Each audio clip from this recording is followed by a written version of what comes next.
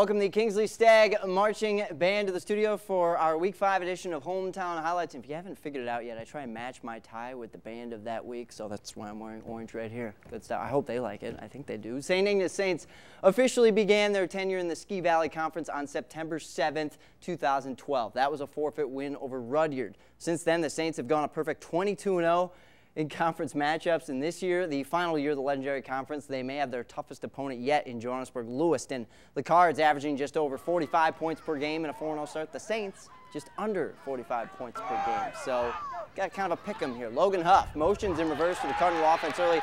Brandon Huff tosses it to him. The Cousins working in tandem again. Put up the Cardinals by a touchdown early on. The other end, Gage Kresge, the Saints star, hands it off to his running back, David LeVake. Plows it in, crosses the plane for the Saints score. Kresge can hand the ball off. He can also take off well on punt returns. Check him out. Breaks a tackle, crosses the field, breaks another tackle, finally brought down, but does some serious damage beforehand. Saints on offense, and Logan Huff is going to be eyeing this throw very well. Beautiful interception. Might be a prep play of the week nominee. I guarantee you it's a nominee. We might just see it Monday. Returns it pretty well, too. And the Huffs are the 1-2 punch for the Cards because Brandon hands it off to Logan, who plows it in for another Cardinal score. Puts them up 21-13, but the Saints were not going away. They're the Saints, and they're undefeated for a reason. 2 late scores allows them to win at 27-21 to move to a perfect 23-0 in league play. Miraculous stuff there north of the bridge. Inland Lakes right behind both those schools in the standings. Lost to the Saints last week, but still faced Joburg in Week 9, so they're still got a chance to make some noise. Speaking of making some noise, take a look at Dylan Hopkins. Sneaks his way through, takes off to the end zone. His buddy Thomas Connors is there to celebrate with him. Bulldogs up now 12-zip, going into half. But coming out of the second half, it's the Iron Men. Chase Richie Rich, moving those dancing shoes down to the end zone. Mancy on the board, but for the rest of the third, the Bulldogs try to make their way down the field just like this, taking them nearly the entire quarter running that clock. 4th down now. Ethan Jankowiak tries to find his receiver, number 16, but Ironman's Austin Geedy getting giddy, knocking it out of the way. Bulldogs didn't succeed in the third, but they did succeed overall. Final score for them, 18-6 over the Ironmen. Another argument for biggest game of the week goes to Traverse City Central and Gaylord, the early kickoff of a doubleheader at 4 p.m. at Thurlby. Shane Foster, he scored the first touchdown of the game, 77 yards. The second play, this is him later on in the second quarter, 30 yards, still pretty good if you ask me. 13-7, Blue Devil lead.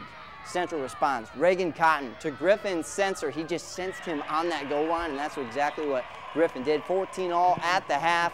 Everybody took their break, went to eat Buffalo Wild Wings. Then John Pupil gets the score for the Trojans in the second half. A few minutes in, diving into that end zone. Gaylord not going away, though. Suffered a couple injuries, but they're going to go ahead and call on, oh, yeah, Foster, what are you doing? Can you help us out again? He obliges, does a little flip into the end zone. All looks good to me. Pupil, though, check this out. Defies the logic of a tackling wall. Gets through all of those guys, gets to the left side of his field. Tried to give me a high five, but I told him, man, you got a game going on right now, buddy. You got to focus on that end zone. Sure enough, he did. 34-27.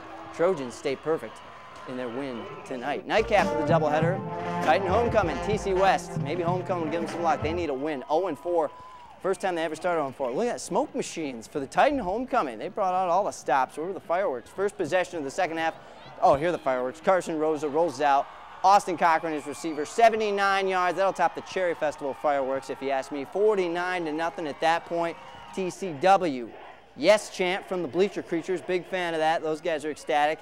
Wildcats aren't going away, though. Ayers MacArthur goes through the air, up the middle, finds his receiver, Jared Campbell, a 40-yard score. Wildcats hanging tough, but West, in the end, as you can probably tell, ends that 0-4 start. 49-13, big winners under the lights tonight. Cadillac and Ogama Heights still looking for their first conference wins this year, first overall wins. One of them get that taken care of tonight against each other. First play for Cadillac in this highlight, Ethan Baker drops back. Can't seem to find anyone, so he's number 7, just going to take it himself. Seems like a good concept to me. I would never have that happen to me in two-hand touch or flag football in any situation, but Baker is up for the task. 7-0 Vikes. Second play of this highlight, Ogama's punt. Cadillac's Dylan Ostrander, a little stranded and took a pretty big hit there trying to return the putt. What are we doing, putt-putt golf here? Let's keep moving. Ethan Baker throws to Terrence Taylor. Double T on the wide receiver screen, 65 yards. Caddy goes up 14-0. They win a nice one tonight, 50-8. First win for new head coach Cody Mallory. Big congrats to Coach Mallory. Petoskey at 2-0 in the Big North, venturing out of league play to meet Sheboygan. Chiefs celebrating a little red, white, and blue tonight. Evan Whitmore of the Northmen threw this beauty of a 64-yard bomb to Garrett Luntag, and these two know each other quite well. Garrett streaking in a good way down to that end zone, helps Petoskey jump out to a 34-0 lead. Chiefs tried getting back into the swing of things. 20-yard pitch here. Zach Socha to Dominic Reese. Just a few plays later, Socha pass fumbled away. The opportunistic Petoskey defense, like sharks in the movie Jaws, they're just going to pounce all over that one. Sheboygan's linebacking corps penetrated into the backfield here, swamping running back Logan Carlson. So the Chiefs' defense still on overdrive, but it only delayed the inevitable as the very next play, Brent Murray, the all-time Big North Conference rushing leader, as Peter Garthy told me tonight, crossing the goal line. Big win for Petoskey tonight, 41-0 over the rival Chiefs. Much more to come on your hometown highlights tonight, including 3 games for the Northern Michigan Football Conference and more from the Kingsley Stag Marching Band as well. Stick around.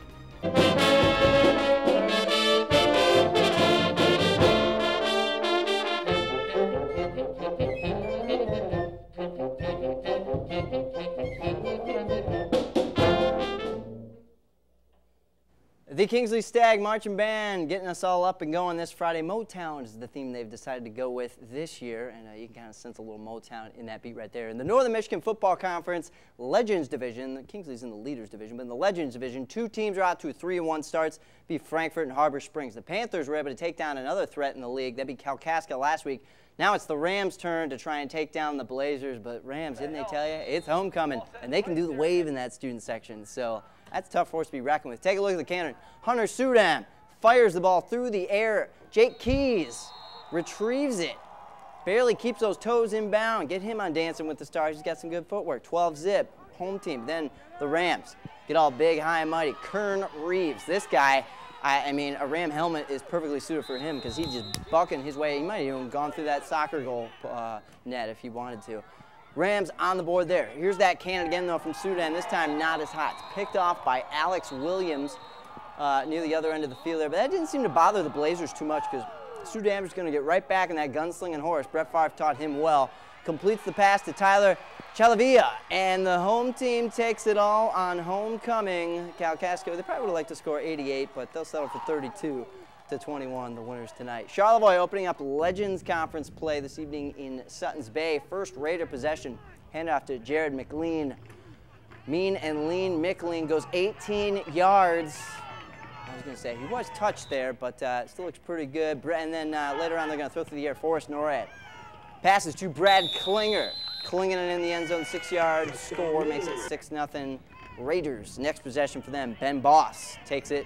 The handoff, tiptoes down the sideline. We want to talk about those tiptoes. They're playing advantage of multiple highlights tonight. Gets down the 4-yard marker, then the QB pitches to McLean again, who finishes it off on the right side of things. Takes a little hit, but you know what? He's standing up. The other guy took a hit to the ground, so the Raiders looking good tonight.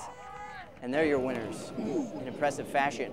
Let's check out Benzie Central hosting Elk Rapids. Elk Rapids a little hurt last week, dinged up, couldn't play a game. They're back at it. Damian Martinez, specifically, look at this guy. Takes a lot of hits, just keeps on ticking on the kickoff return here. Settle for a field goal on that possession, 3-0 lead. Huskies through the air. Noah Yaks finds Austin Ross. Ross looking good, but it's getting poked out there by the sideline. Daniel Perez comes up with it, and it's Elk's ball again. I talked to Coach Ed Schindler this week. He said they were going to be starting a freshman QB, John Boyles. And there's John slinging away, throwing to his receiver, Davon Hayes, for the score. Makes it 9-0 Elks. Close one to the end, but Benzie wins it 22-21. That snaps a 17-game losing streak for the Huskies. Big congrats to them. Beautiful sky out there, all over Northern Michigan, but especially in Benzie. You can see there. Bonus game, unadvertised on our end. Glen Lake hosting Onakama. Darren Keaton, former TC West Titan, and Detroit Lions lineman in attendance watching this one. QB Jared Jackson using his quick feet for the first down there. Then Jackson goes through the air. He's looking for the Duke, and the Duke is in session. Angers snags that one and buries it in the end zone. Takes a tackle in, the best way to get a score if you ask me. Extra point is no good though. Porgers still lead at 7-6. Great run here by Onakama's Jacob Mottler. Gets taken down hard, but he looks impressive. Lakers score a late one in this one. Probably looking up at that moon for some motivation. They win it with 12 seconds left to move to 4-1. Nice 12-7 win tonight. The Mesic Bulldogs, last week's band, at home this week hosting Traverse City Christian. First play, Hunter McCoy runs the ball up the middle for a 25-yard touchdown. Puts the Bulldogs up 28-0 going into the halftime break. Mesick QB Garrett Humphreys now a long run to the sideline for a 10-yard total scamper. Sets up a Mesick first down. Check in on the Sabres now. QB Emerson Schlegel. Anything but legal. Pass complete. It's legal, I was just kidding. Pass complete to Corbin Lancer. No doubt free Lansing for a big gain there for the next highlight. The first play of the fourth quarter. Sabres trying to finally score following a big first down. Josh Weeks mishandles the ball, fumbles. Mesick Hunter McCoy recovers. Bulldogs win it 41-0. Huge Mid-Eastern Conference meeting tonight north of the bridge. Newberry, Crystal Falls, Forest Park.